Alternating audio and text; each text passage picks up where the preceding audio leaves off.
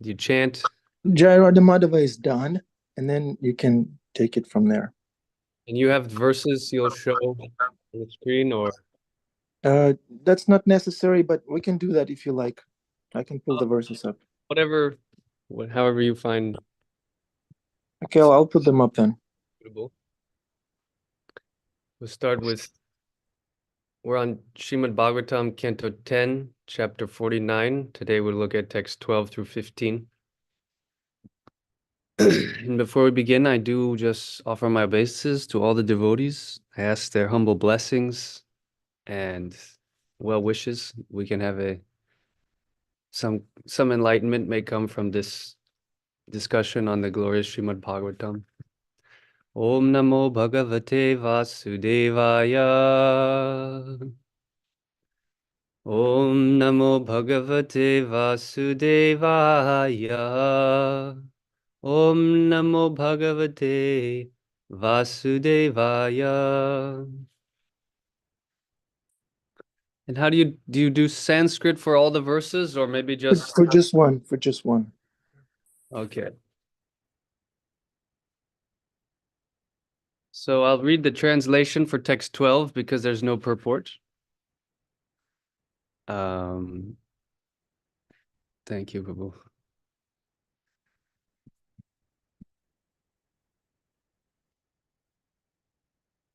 12.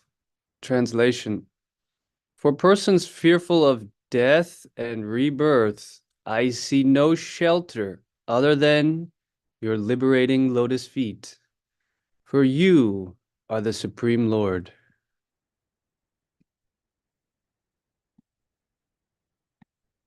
Now we'll look at text 13. And this will chant the nice verse. Beautiful prayer. Nama Krishnaya Shuddhaya Brahmanye Paramatmane Yogeshwaraya Yogaya Tvam Aham Sharanam Gata. So, word to word, or does anyone repeat We can go to translation. translation? I offer my obeisances unto you, Krishna, the Supreme Pure, Absolute Truth, and the Super Soul, the Lord of pure devotional service and the source of all knowledge. I have come to you for shelter. Purport Srila Sridhar Swami has translated the word Yogaya as unto Krishna, the source of knowledge. The word yoga indicates connection and also means to achieve something. As conscious souls, we have a connection with the Supreme Soul through bhakti or devotion. Through that relationship, we experience perfect knowledge of the Supreme Soul.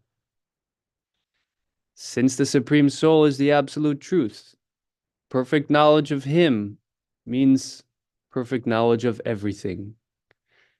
As stated in the Mundaka Upanishad 1:3, Yasmin Vigyate Sarvam Evam Vigyatam Bhavati. When the absolute is understood, everything is understood. Thus, Lord Krishna himself, by his spiritual potency, establishes our connection with him. And that connection is the source of all spiritual knowledge.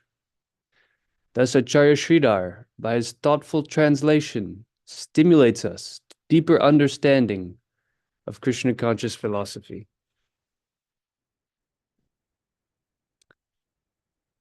And text 14, Shukadev Goswami said, thus meditating on her family members and also on Krishna, the Lord of the universe, your great-grandmother Kunti began to cry out in grief, O king.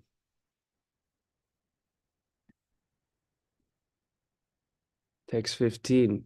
Both Akrura who shared Queen Kunti's distress and happiness, and the illustrious Vidura consoled the queen by reminding her of the extraordinary way her sons had taken birth. Purport. Akrura and Vidura reminded Queen Kunti that her sons were born of heavenly gods, and thus could not be vanquished like ordinary mortals. In fact, an extraordinary victory awaited this most pious family.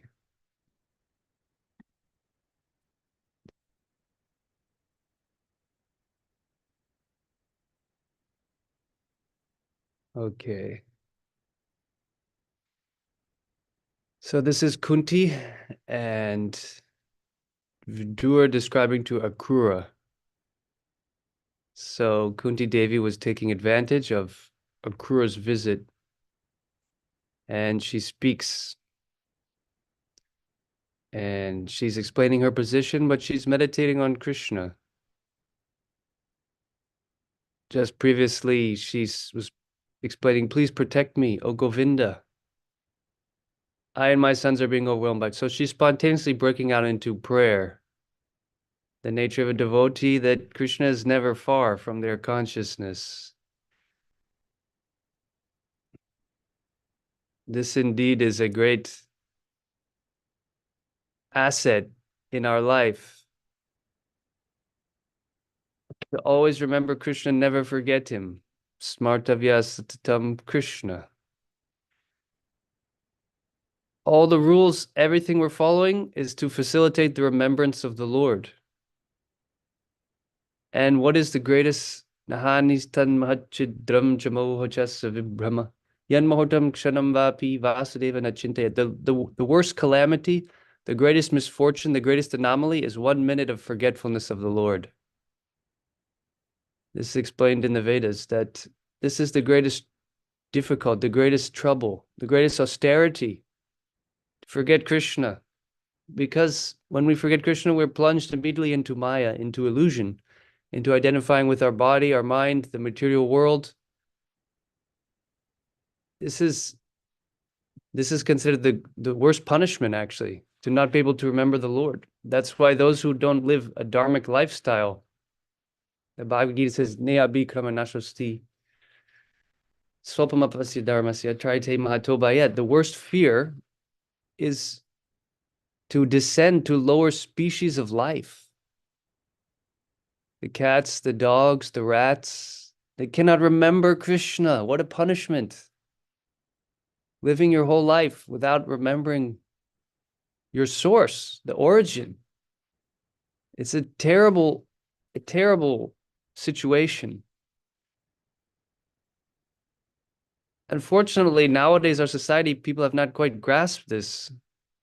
There's often a desire. I'd like to be a dog. I'd like to be a cat. This is a symbol that humanity, we're not rising to our full potential. The potential of the human, nada, is God consciousness, the full blossoming of our consciousness. And this we're hearing about in this beautiful prayer, text 13, that Kunti Devi offers.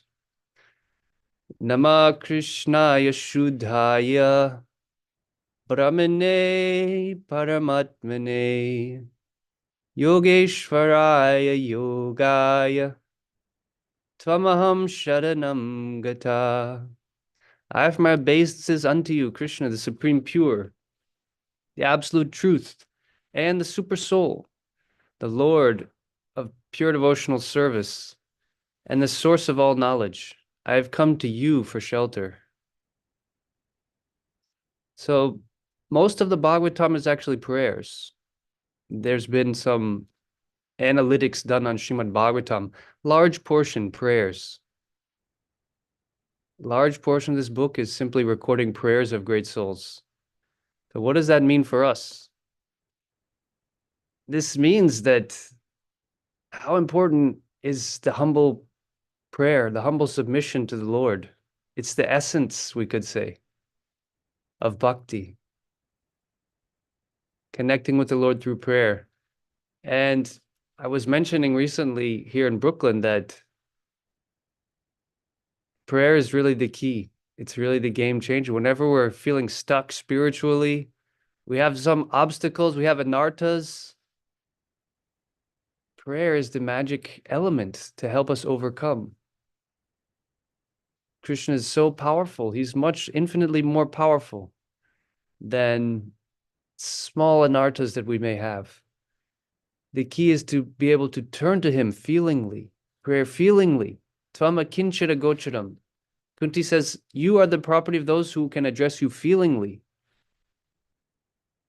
Not one when we become bewildered by things of this world or our egos, material possessions, they make us forget you. Then we cannot address you feelingly. Then when we chant, our heart is not in it.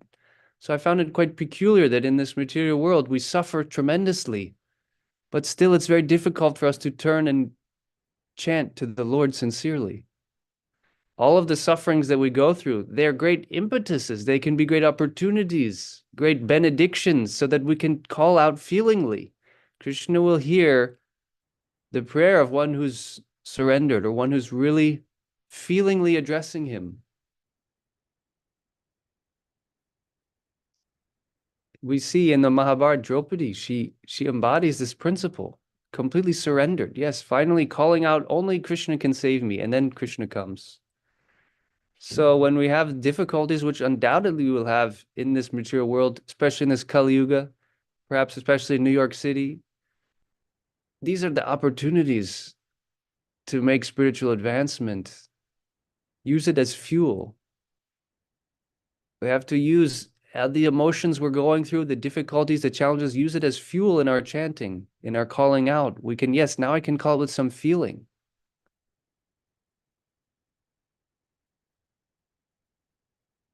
As Prabhu mentioned, yeah, I lost my phone, and this was for me a very actually great blessing. I realized how attached I was to it, how much it was absorbing so much of my consciousness. I was obsessed.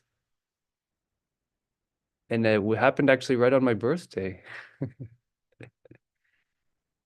the day after my birthday. So I was thinking, normally we expect gifts, but sometimes the greatest gift is to take away. Then how much more free we feel. Yes, now I'm supposed to remember Krishna. I'm not supposed to remember WhatsApp. That's not the injunction of the Vedas. And we may forget how subtle these things weigh on our consciousness, how much we become absorbed, and then we forget the goal of life. We forget what we should be doing. We forget how society went on very peacefully for millennia before just a few years ago when these things all came out. Now it seems inconceivable. How could one live without these things? No, there was no difficulty before. It may be, as Prabhupada says, a unnecessary necessity, an artificial necessity. We should be on guard against so many things rolling out that are promising an essential aspect of your life that you cannot live without. From a devotional point of view, we should analyze what is really essential. So Kunti is offering obeisance to to Krishna, the Supreme Pure, the Absolute Truth, the Lord of pure devotional service, and the source of all knowledge. Says, I've come to you for shelter. Now, in this purport, I found very interesting. Sridhar Swami has translated the word Yogaya as unto Krishna, the source of knowledge. The word yoga indicates connection and also the means to achieve something. As conscious souls, we have a connection with the Supreme Soul through bhakti or devotion. Through that relationship, we experience perfect knowledge of the Supreme Soul. So this is yoga. Yoga, let's look at yoga in different aspects. You can have yoga of the body, connecting, making your body more whole. Yoga of the mind, linking your mind with whatever you're doing. But real yoga is the yoga of the soul, connection. As conscious souls, we have a connection with the Supreme Soul through what? Through knowledge, through karma, through bhakti or devotion, through love. Through that relationship, we experience perfect knowledge of the Supreme Soul. So love, this devotion. It said this perfect knowledge means perfect knowledge of everything. Lord Krishna himself, by his spiritual potency, establishes our connection with him. This is called Sambandha Gyan, that we all have an eternal relationship with God. The process of bhakti is the uncovering of that. What is my unique, special relationship with the Lord? The cleansing of anarthas, the sadhana, gradually these things are meant to help reveal the nature of our relationship with the Lord. This happens through his spiritual potency. It is Lord Krishna himself, by this potency, establishes our connection with him. And that connection is the source of all spiritual knowledge. So I was meditating on this, that connection, if that relationship can be established, that connection is the source of all spiritual knowledge. So this is the real need, the necessity, Prem Pramartha Mahan, the real goal of our life, the most essential thing that we need. We don't need other things. What we need is our relationship with Krishna. It should be our most important. It's our greatest asset. It's inherent within all of us. It's we could say, the crying need of the soul, literally. So this connection is the source of all spiritual knowledge. That means once that connection is established, everything is revealed. Why? Because love awakens. And really only through love can you understand Krishna. Bhaktyam tananya shakya. Only through bhakti can I be understood as I am. Without love, there's no question of understanding God. He cannot be understood by books, by the mind, by academia. You can't understand God, and to understand someone means to really know them. So you can know about them, but to really know someone, that's only through bhakti. So this connection is the source of all spiritual knowledge. When that sambandha is established, that relationship, that love, when that can be awakened, then everything is achieved. It's like this whole universe can be understood by someone who has that connection. Otherwise, we can't understand what is this world, because the world is the energy of Krishna. So love is the key to know anything. You can't really know someone else. Love as a principle, because the whole creation manifests from the principle of love. The Lord's internal energy, Srimati Radharani, expands in unlimited, in infinite ways to serve Krishna. That's the basis of creation. So everything manifests on the basis of love. Without love, we're like diseased people. We cannot understand where we are, who we are, what's the world around us, who are others, because there's no love. So love is the lens by which one can understand something. Spiritual knowledge. Spiritual knowledge, we hear the Sambandha, is to understand the nature of God, the nature of the world, and the relationship between the two. These are the teachings of the Vedas, the essence of Bhagavad Gita. So by love, things can be known. And without that, we can't really understand the vastu, or the nature, properties of an object. It's true amongst souls. Through love, through compassion, you understand someone else. Through love or devotion, one can understand the Lord Krishna. One can see the deity. Through love, one can understand the nature of this world. Why this world exists. Is it a mistake? Is it a biological evolution? Some bacteria? No, it exists on the principle of love. So the point is that this connection, when that connection is established, we see in the Bhagavatam, the life of pure devotees, when they are fully in touch, when they're fully connected with Krishna, they become complete, Purnam, perfect and complete.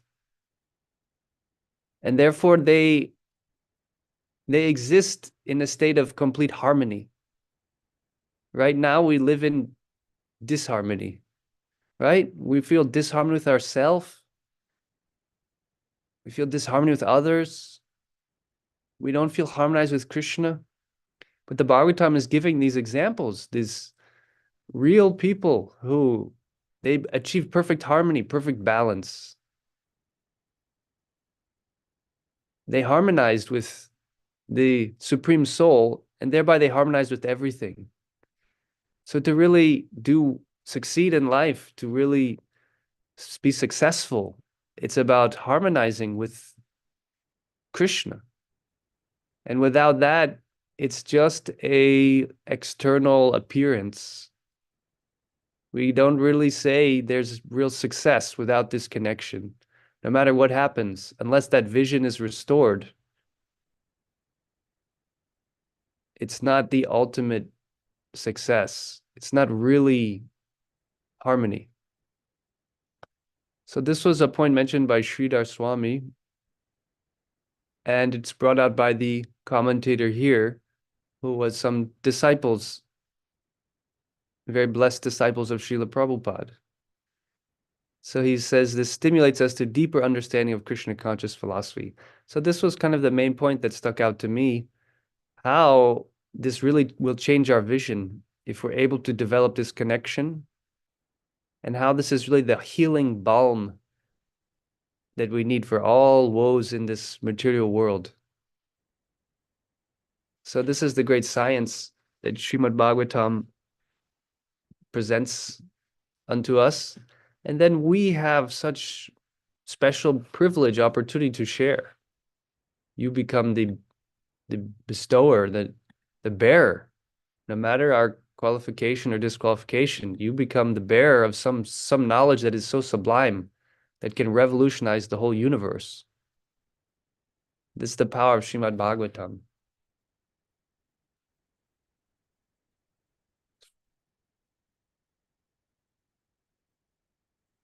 Um,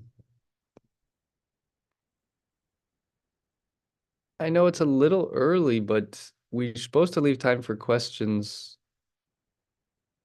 What do you think? Should we check in on the audience Yeah, questions? audience is nodding. Yeah, it's their turn to speak. Yeah, Okay. wonderful class, Prabhu. Wonderful. I was like speechless. There's so much knowledge. It's so solid. Such a wonderful class. Okay, audience, temple room, questions. Damodar Priya. No, Adipusha Prabhu. Damodar Priya will go first. Sorry, I just have a question for Acharya Nishta Das Prabhu.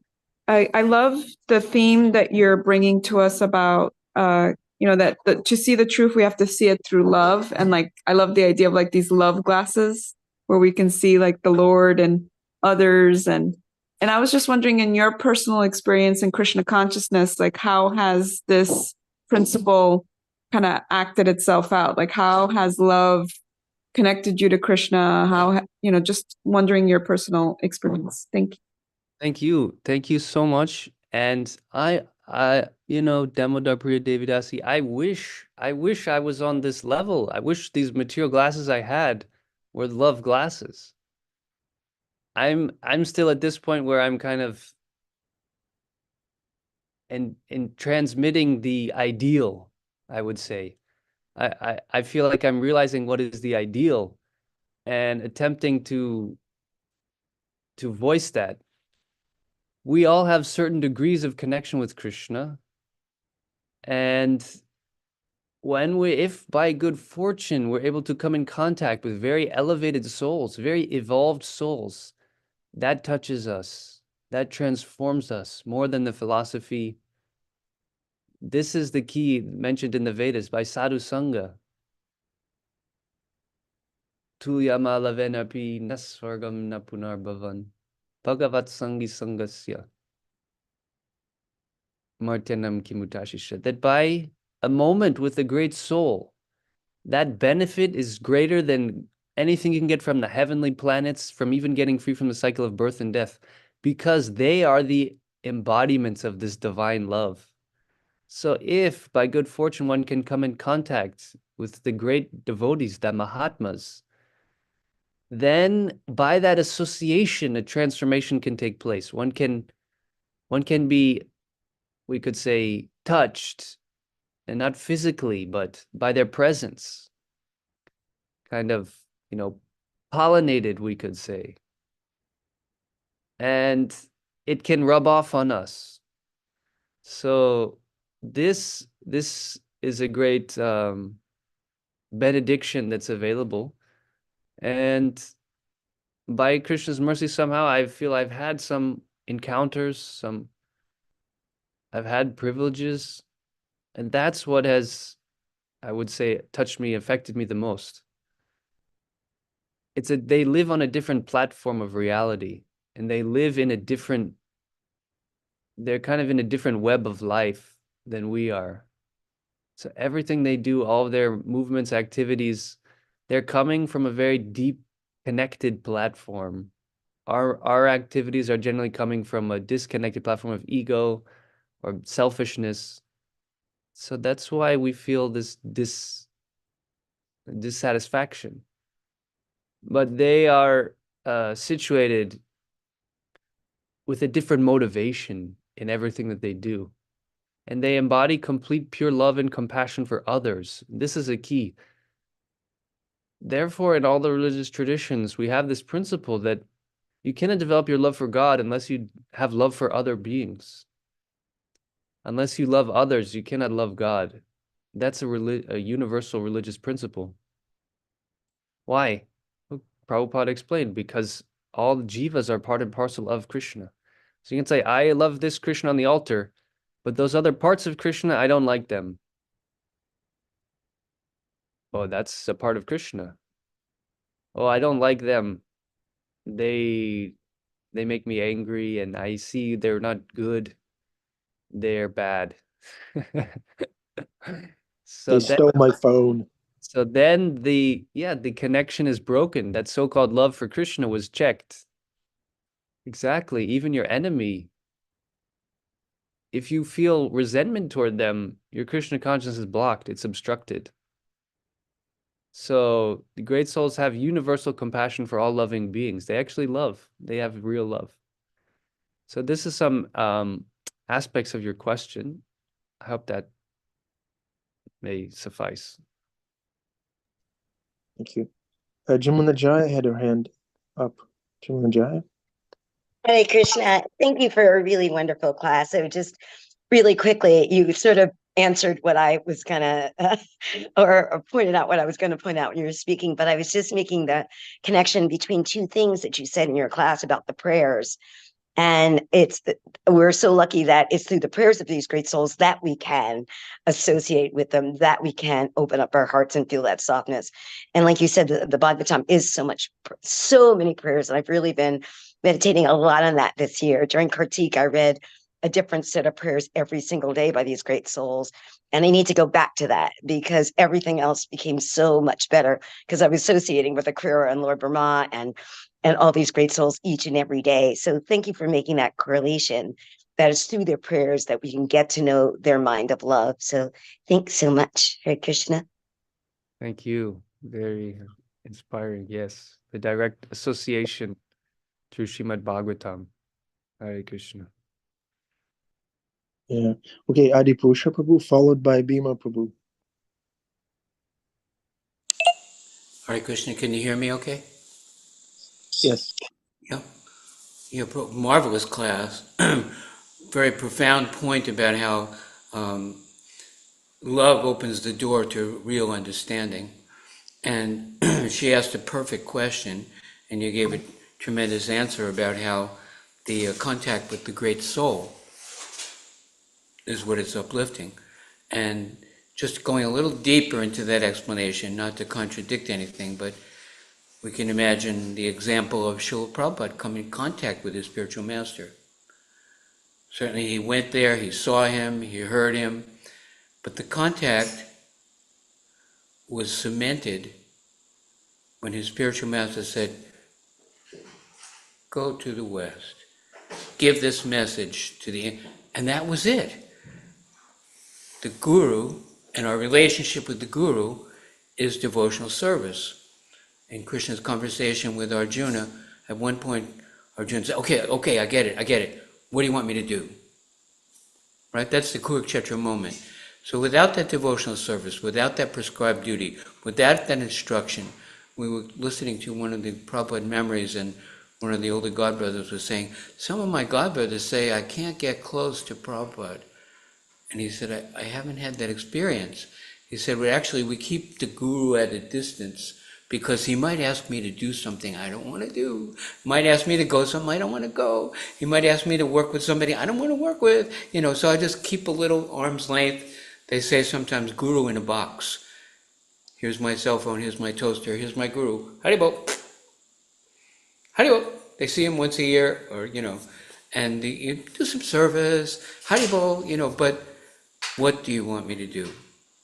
That point of saying, really, we're opening our heart and putting ourselves and inquiring submissively, how can I serve you?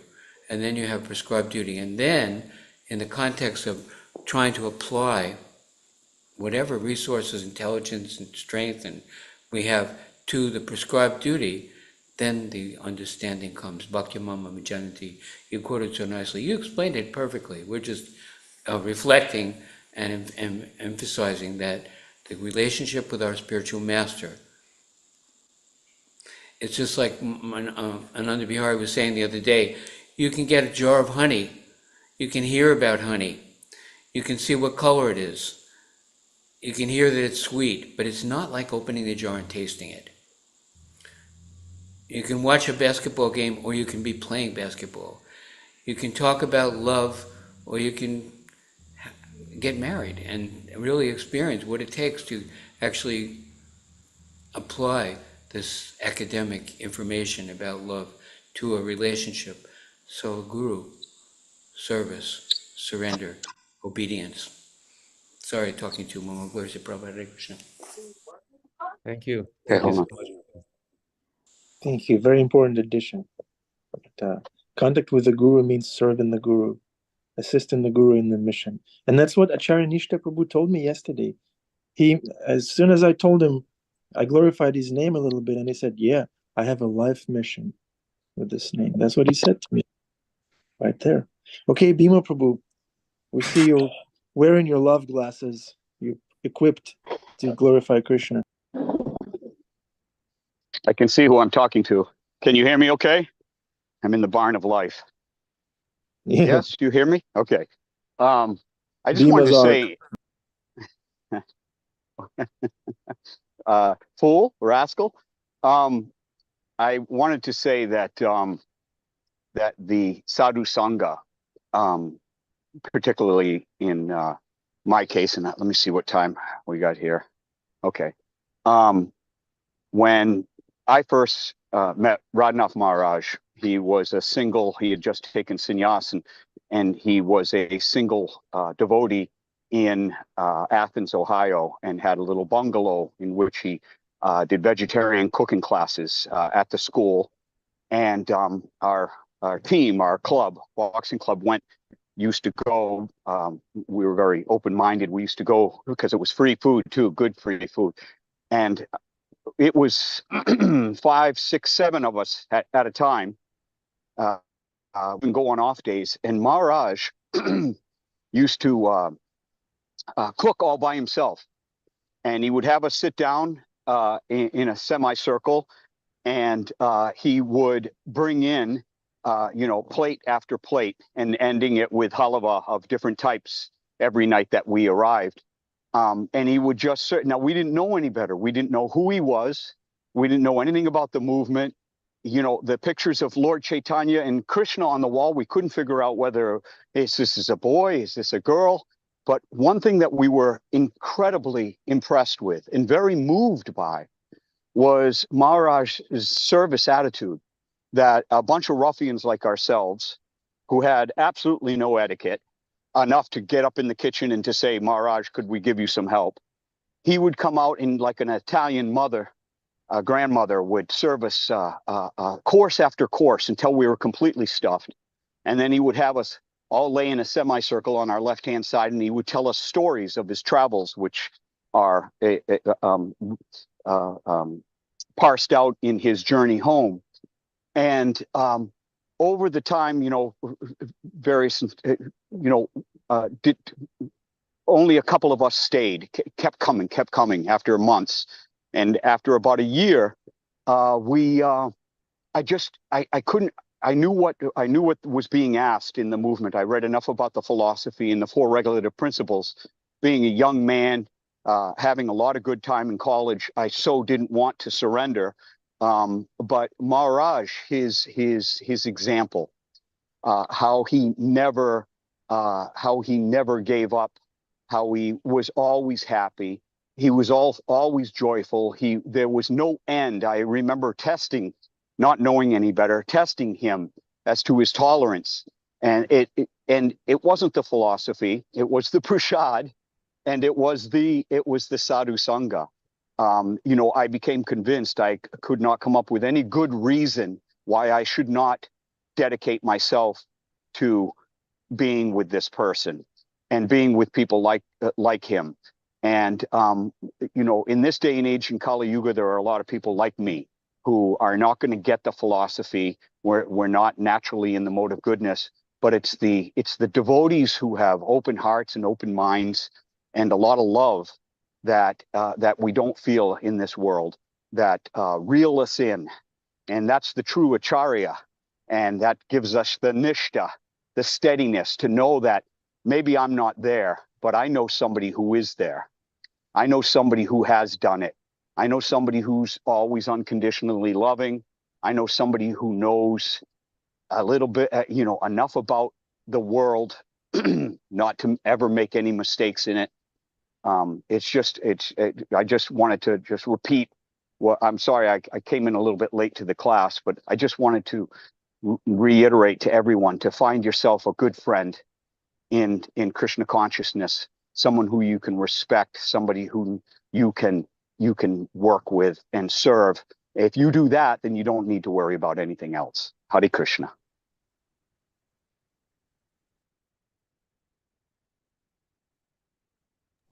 That was Bhima Kaviraj. Thank you, Bhima Prabhu. Thank you.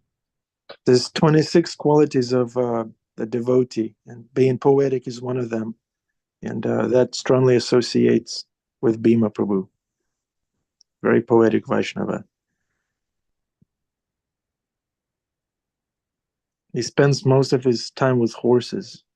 And still, he's very poetic.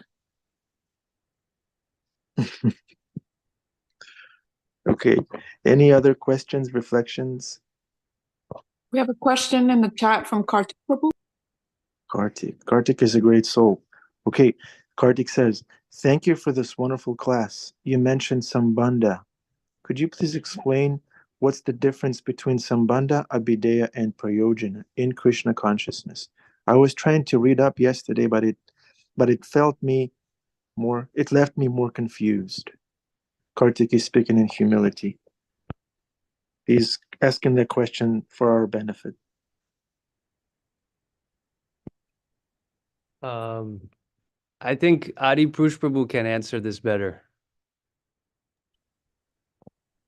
It's not me answering. Sometimes people say, what do you want to say? I just pray to Prabhupada what to say. The process of devotional service means understanding what the relationship is, taking the process to how to get from here to there, and then prayojana means experiencing it. So we hear about devotional service, then we endeavor in devotional service, and then by engaging in devotional service, we don't just hear about Krishna, we experience Krishna. He gives himself, reciprocates with that. When we've given ourselves to him, he's ready to speak to us, to laugh with us, to chastise us. And It's like you can hear about prasadam, and then you can head for the prasadam room where they're just serving it, and then you can taste it, right? So it's not just something in a book. Eh? So when you hear about prasadam, that's sambandha. When you take prasadam, that abhideya. When you're heading for the room, it's a abhideya, and then when you're eating, it's prayojana. Yeah. Satisfaction and bliss that comes from prasadam is prayojana, the goal, the ultimate goal. The person who Interesting. asked the question, does that help? Kartik, does that help? He says, awesome. Thank you, Kartik. Krishna consciousness is simple, but I'm only repeating what I heard from Guru, what I have to say. Thank you, Adipurusha Prabhu, for sticking to Prabhupada always. Tina and Narayani have a question. Haribol. There they are. Hare Krishna. Narayani wanted to say Hare Krishna. You gonna say it? Say it. Well, now she's being shy. You say Hare Krishna? Hare Krishna. Hare Krishna. Haribo. Oh, Nice. Thank you, Narayani. That was so nice. Hare Krishna. Haribol. Hyper. Haribol. But I want to go to Logan. Thank you. That was so sweet. That's how bhakti sounds. Haribo. That's what happens when you become childlike. Mike, unmute yourself and say Haribo. Let's see if you're childlike. Haribo! Yeah, totally childlike. Absolutely. Thank you, Mike Prabhu. Thank you. Okay. Acharya Nishta Prabhu, a quick question. You were talking about love as a foundational principle for the creation. So what is love in bhakti? Is that an action, a work, like Catholic worker, care for, like active care for others, or it's a sentiment, feeling, or it's both? How does that work in bhakti? That we have to ask Adipurusha Prabhu. Again, a deferral again. Jesus said, if you love me, do what I tell you. But what if I don't feel anything? Prabhupada said, if you don't feel like offering obeisances, offer obeisances because I'm explaining it to you, and then you'll feel it. So it's experiential. Try it. In the presenting Krishna consciousness, the first thing we say is, are you willing to hear what Scripture says? We don't want you to do it. We're not telling you have to subscribe to it. You don't have to believe it, but just first hear. And then, a little further on, we begin to say, well, that sort of makes sense. And then we have an experience, realization. So progressively, we go from just willingness to understand what Scripture says to actually, where can you learn to swim except in the water? Can you learn to swim by reading a book? Can we learn to swim by watching somebody else swim? No, we're called to practice Krishna consciousness. Prabhupada said this is the Krishna consciousness movement. And somebody said love is a verb. Love has to be put into action. Take it up, do something as an offering to Krishna, and everything will come from that. By the grace of the spiritual master, O glory to Srila Prabhupada. Sure. Thank you. Acharya Nishta Prabhu, thank you very much for deferring to Adipurusha Prabhu and Prabhupada. Thank you. And for wonderful class, solid, shastric. Thank you. Any final instructions for us, Acharya Nishta Prabhu? Oh, thank you. Keep up the wonderful seva. Hare Krishna. Yeah. Thank you. Thank you, Prabhu. Okay. Any reflections? Darshan is about to come. How wonderful is Krishna? Good. That counts. Thank you. Okay. So we got Jeffrey Eckler Prabhu wearing love glasses. Michelle is wearing love glasses. Bhima Prabhu is wearing love glasses. Damodar Priya, love glasses. Gautam Ghosh Prabhu, love glasses and love towel. Love chadar, we should say. Martine, I think Martine has love glasses. Yeah, see? Yeah. Sundaranandaji has love haircut. Can you turn on your camera, Sundarananda? He has the best hair on this call.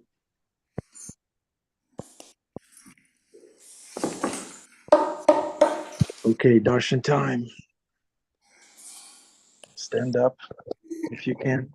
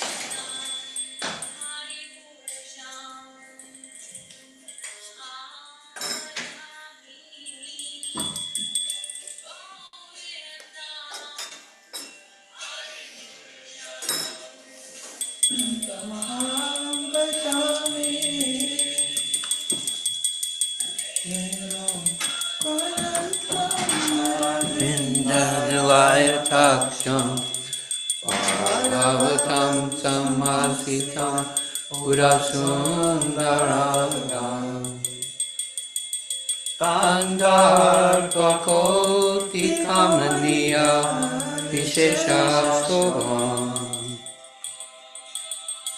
Govindam Adipurusham Tamaham Sami Govindam Adipurusham Tamaham Sami Govindam Adipurusham Tamaham Sami Yasya Sakalin Priya Vritti Mamti Pasyanti Kalyanti Chiram Sayanti Ananda Srinath Sadhu. Hare Krishna. Okay, Shishirana Murlidhar ki jai, Shigo Chandra ki jai, Acharya Nishta Prabhu and his life's mission ki jai. Hare Everybody Krishna. on this call ki jai. It was nice seeing you, spending the time with you. We look forward to seeing you again tomorrow and for the rest of eternity. Srimad Bhagavatam is there with us. Krishna is always there, as Coach Anuj told us. And Sundaranandaji, thank you. Thank you. Thank you. Okay, Hare Krishna. Happy Monday. Love you all. Hari Bol.